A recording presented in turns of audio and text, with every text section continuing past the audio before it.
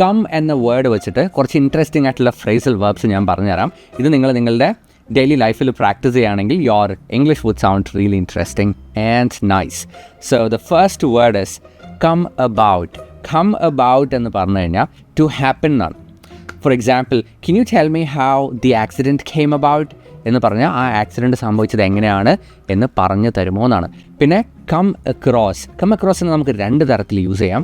ആദ്യത്തത് to make a particular impression എന്നാണ്. She came across well in that interview എന്ന് പറഞ്ഞു കഴിഞ്ഞാൽ ആ ഇൻ്റർവ്യൂവിൽ അവൾ നന്നായിട്ട് പെർഫോം ചെയ്തു എന്നാണ്. പിന്നെ ഞാൻ പറയണേ I recently came across A really interesting movie എന്ന് പറഞ്ഞാൽ ഞാൻ ഈ അടുത്ത കാലത്ത് ഒരു ഇൻട്രസ്റ്റിംഗ് ആയിട്ടുള്ള മൂവി കാണാനിടയായി എന്നുള്ള രീതിയിലാണ്. പിന്നെ come along. So do you want to come along when we go for a movie എന്ന് ചോദിച്ചു കഴിഞ്ഞാൽ കൂടെ വരുന്നു എന്നാണ് കം അലോങ്. പിന്നെ കെയിം അപ്പാർട്ട്. കെയിം അപ്പാർട്ട് എന്ന് പറഞ്ഞു കഴിഞ്ഞാൽ to break into pieces എന്നാണ്. അതായത് my phone fell off and came apart എന്ന് പറഞ്ഞാൽ എൻ്റെ കയ്യിൽ നിന്ന് ഫോൺ വീണ് പൊട്ടിത്തരിപ്പണമായി എന്നാണ്. ഇനി കം അറൗണ്ട്.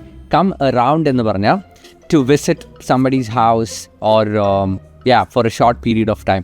അങ്ങനെയുള്ള സിറ്റുവേഷനിലാണ് കം അറൗണ്ട് എന്ന് പറയുക. So if you tell somebody that come around some time എന്ന് പറഞ്ഞാൽ എപ്പോഴെങ്കിലും സമയം കിട്ടുമ്പോൾ ഒന്ന് വന്ന് വിസിറ്റ് ചെയ്യൂ എന്നുള്ള രീതിയിലാണ്.